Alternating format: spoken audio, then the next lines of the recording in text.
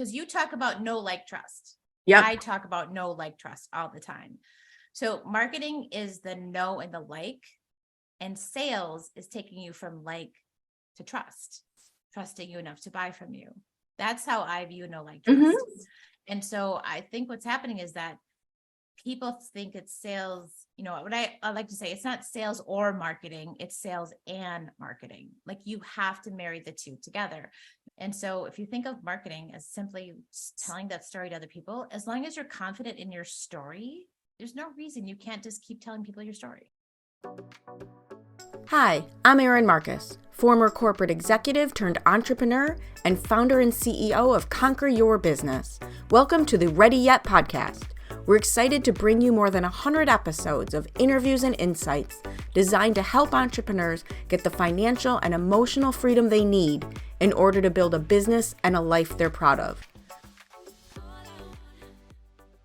All right. Welcome to this episode of the Ready Yet podcast, where we are going to completely overwhelm you with marketing.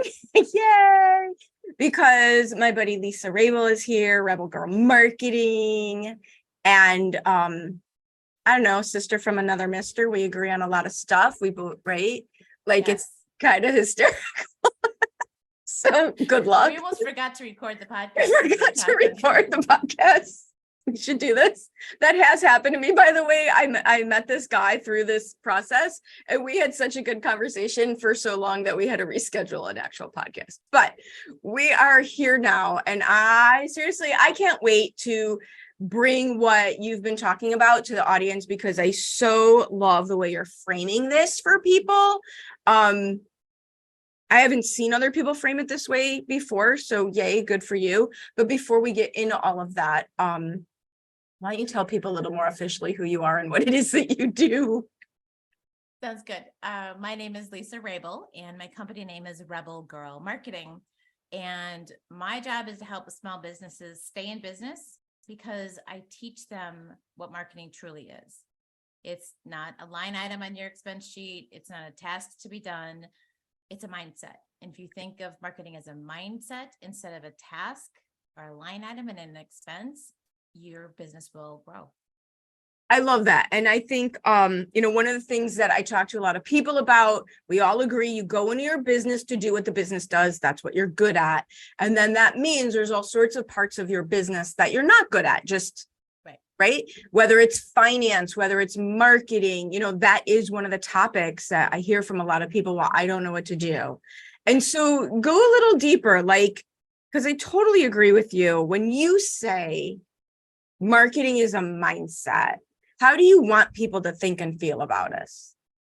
So I'm going to challenge the people listening to the podcast with a question to prove my point. Perfect. So everything that you do is related to marketing. And people go, and I always say, pick something that you do in a day that's not related to marketing. And people say, eat dinner or something along those lines. And I always say, well, if you don't eat dinner, you're not nourished. If you're not nourished, your brain's not working, you don't have energy, and you're tired all the time. And do you think really good marketing comes out of somebody who's drained and low energy and malnourished? I mean, it's as simple as that. Like, literally everything you do feeds into your marketing attitude, because marketing is about it's not about being on all the time. Like, you're not selling. Marketing, what I'm talking about is not selling. Do not sell all the time. You're not Alec Baldwin in some movie that's always be selling, right? Correct. Thank you. You are an entrepreneur. You're just going to be informing people about who you are. So my #Rebel Mindset is marketing is simply storytelling.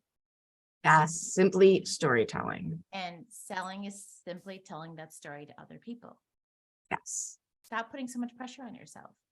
Oh, I love that. You're thinking about marketing as a mindset, and you're always marketing, you will always be telling your story, and you'll always be growing your business. And I love that, because something that I decided and have been somewhat successful and unsuccessful at doing, I think it was the beginning of last year, I'm refused to do anything that's the bang my head against the wall version of doing business. Like, you know what I mean? We see this all the time. I've done it. Well, we've all done it. Like, I'm Yeah. just going to hit my head against the wall harder, and that's what's going to make the difference. And what you're talking, right? Because that always works. And what you're talking about is if you just if you just reframe your thought processes and your internal definitions around what some things are, because the truth of the matter is, if you own a business, you are in sales. And if you want sales, you have to know marketing. Mhm. That's just, there's not really a way around that. Right. And so if you just reframe it. Yeah, because you talk about know, like, trust. Yep. I talk about know, like, trust all the time. So marketing is the know and the like, and sales is taking you from like to trust, trusting you enough to buy from you. That's how I view know, like, trust. Mhm. And so I think what's happening is that people think it's sales. You know, what I like to say, it's not sales or marketing, it's sales and marketing. Like, you have to marry the two together. What's interesting is that bigger businesses, and I've stood in boardrooms, is that, you know, the CMO and the head of sales is like, they're fighting about it. I'm like, you guys are literally on the same road, driving in the same direction, going to the same destination, and you're trying to run each other off the road. Why is that? Because you have to coordinate what's going on. And so if you think of marketing as simply telling that story to other people, as long as you're confident in your story, there's no reason you can't just keep telling people your story. Yeah. And to me, and see if you come across this as well, the part of marketing that's not hard is the stuff you can pay other people to do for you, right? Help you with your messaging, help you with your graphics, help you with putting it all together, knowing what to do. Knowing what to do is not hard. It doesn't mean you automatically know what to do. You might have to hire somebody to help you know what to do, but that part's not hard. The part of marketing that's hard, that I think messes people up, is the fear, right? There's the fear of sales where you hit all your money stories, but the fear of marketing around visibility. And so people think the task of marketing, and the fear just stops them because they're attaching this fear to this idea of marketing. Stop watching Mad Men. It's not about Mad Men. This is not helping. That's not helping. And listening to all the guerrilla marketing people out there, like, you know, your local lawyers and things like that you hear them all the time, or the jewelry stores, right? That doesn't mean that you have to do the same thing in your marketing. And so what's interesting is that when I do strategy sessions for small businesses, and it's literally answering 5 questions, but we go really deep in every one of these questions. If you answer these 5 questions in a marketing strategy, then the fear goes away. It does. Because you know who your clients are. You know what your messaging is. You know where you want to go with your business. You know where they hang out and where you want to direct your marketing to. The fear comes in all of the unknowns of not answering these 5 questions about your marketing strategy. I mean, okay, let me give you this example. Okay. Just like going on a road trip, you don't get in your car and then just turn on the car and drive someplace. Right. Most people don't, right? They're like, I want to go to the beach, so I need to pack a swimming suit and a towel. They don't just kind of go, oh, I ended up at the beach, but I got my like snow boots and I got my parka on, so clearly something went awry. Right. And you're the only other person. It's so funny. Like, you're the only person I've come across who uses the same phrase that I've always used: random acts of marketing. And I always say random acts of marketing and random acts of business. And I know I've heard you say random acts of marketing. It's the title of the book. I love it. I love it because it's just so true. And my question for you, because I'm curious, why do you think people don't do this? Because there's enough of us out there screaming from the rooftops that they should do this. Why don't people like to do the work before they go to work? It's the same reason that people think that their one semester of marketing in high school or college will get them through their business. A $2 million entrepreneur venture. Yes. Sorry. What could possibly go wrong? But just like I hired an accountant and bookkeeper because I'm terrible at finances. I hate it. I always say I do marketing, not math. So I hired somebody to do that part of my business because could I do it? Yes. Could I learn it? Of course. Would I hate it the entire time? Absolutely. But here's the thing is that you can't just go do my marketing and then just walk away because it's your Yes. story. It's Oh my God. Thank you. you're the business. You've got to participate. Yet, if you find the right people to do your marketing, then it's kind of like, now you get me, you get my story, and you have to have that strategy. So it's so funny because agencies actually hire me to help their clients with these 5 questions to build their strategy because the agency is great at implementing and taking the story and running, which I don't want to do. Don't wanna do Right. that. Right. Oh God, no. But I build them Same way. the strategy foundation that they can build all the marketing off of. And I once think they have that, then the agencies are going to be more effective, be more Yes. cost effective, more effective in their marketing, all of the things. I totally agree with you. And I think that's one of the things, and I'm going to get some people mad at me here, but you know me, and that's what I do I do sometimes. it all the time. All the time. That's what I see is a big, big, big miss in branding agencies and in social media management. They don't have the strategy piece. They have the implementation piece. And if you try to implement without the strategy and the deep dive, like you're talking about, even if you're consistent, you're still doing random acts of marketing because you haven't done the work before you go to work. And then people are mad. I spent all this money and my social media didn't produce any clients. Well, yeah, that's because they didn't know what to talk about and you didn't know who you were talking to. Well, and it's that whole the 3-legged stool, right? You're missing one leg, you're going to fall over. And you have to know who your audience is. You have to know where they hang out and you have to know what to say to them and when. If you're missing any one of those 3, it's your marketing is going to be completely ineffective. Your business is not going to grow. Totally. I hope you're enjoying this episode of the Ready Yet podcast brought to you by Conquer Your Business. With decades of experience, Conquer Your Business creates business and branding strategies that build multiple 6- and 7-figure businesses. And we don't just show you what to do. We have an entire team of people available to help you do it, strategy and implementation. You can learn more and reach out to us by visiting conqueryourbusiness.com. And the strategy sessions that they often offer with their packages, pick your favorite color so your logo looks like you, is not really strategy. I don't know. Is there an edge there? I don't know. That's not actually strategy. They're doing, and here's the thing, they're not trying to do a disservice. It's just a missing link, right? It's a missing link. And then both parties get frustrated. Right. And what happens is that when we're taught marketing, you have to have the experience of being out there and being a marketing director and being that person to figure out what is actually needed.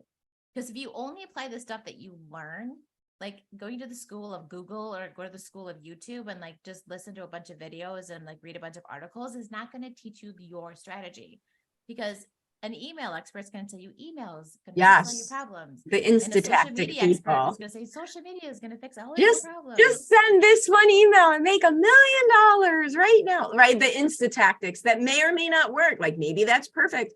I've been laughing because the fact that mass marketing is not working as well right now as it did for the last 10 years, I have been waiting for this moment because I'm old. I'm a relationship person. I'm not a mass email person. I'm not a social media person. I'm a relationship person, right? Me too. But from a strategy standpoint, you've got to know that this is what's going on and how to do this. And then the other piece that I totally could see you being all dialed in on is the fact that marketing is one of those pieces that, because it bumps up against our visibility and limiting beliefs, is hard to do for your own business. It's hard to get out of your own way in marketing. I suck at my own marketing. I suck at my own marketing. I am the cobbler's child that has holes in the shoes kind of thing. If it wasn't for other people helping with my marketing, I would, We launched our new website. You're gonna die. We launched our new website with bios for the entire team. And I wrote most of the website. Fine. It took me a full day to write my 3-paragraph bio. It's horrible. I actually incorporated the help of AI with mine after a while. I'm just like, okay, write this as if I'm actually writing this about myself and make it sound more professional. Because I was like, and also I'm like, oh yeah, that's actually that's what I was trying to say. But it's very hard to do it for yourself. Yeah. It absolutely is. It's so funny because in the intro of the book, I always talk about your limiting mindset is the fact that the first thing is what most business owners say to me is two things. I don't know what to say and I don't want to talk about myself.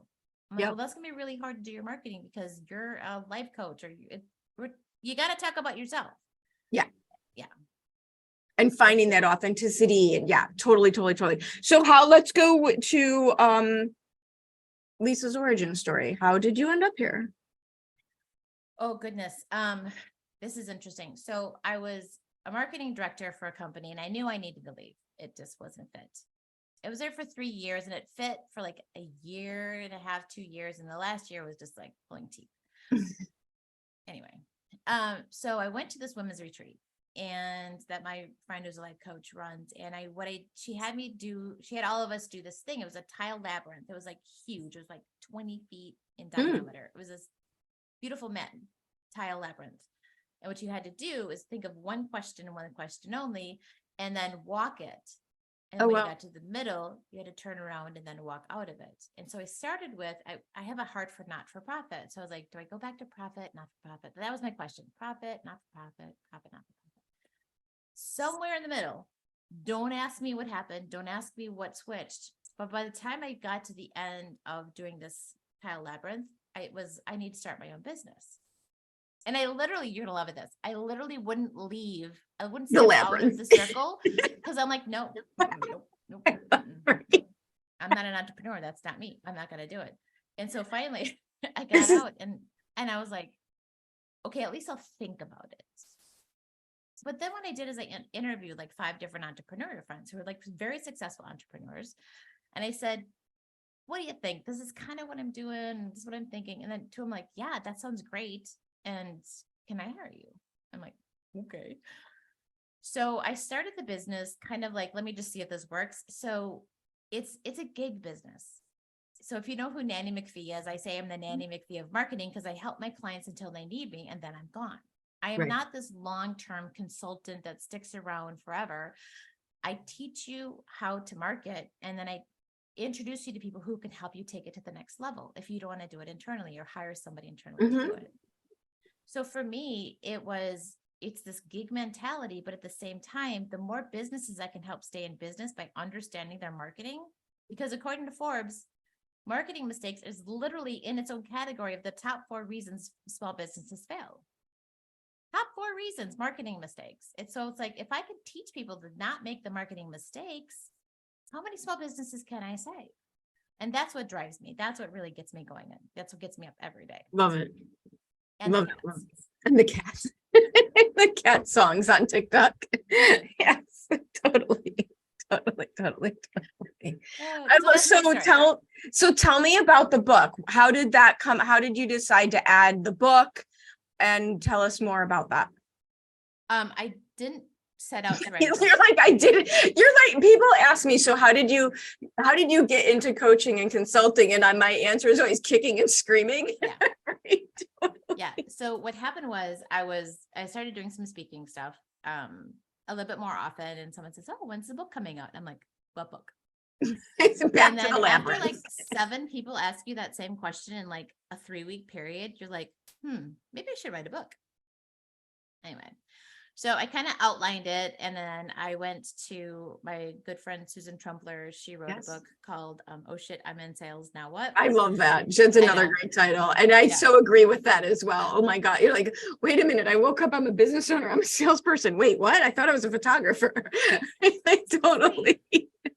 So she introduced me to her publisher. And so I met with them and I worked with their workshops and everything like that. And I just started writing it. And so it took me about 18 months to like from beginning to end of when it actually came out.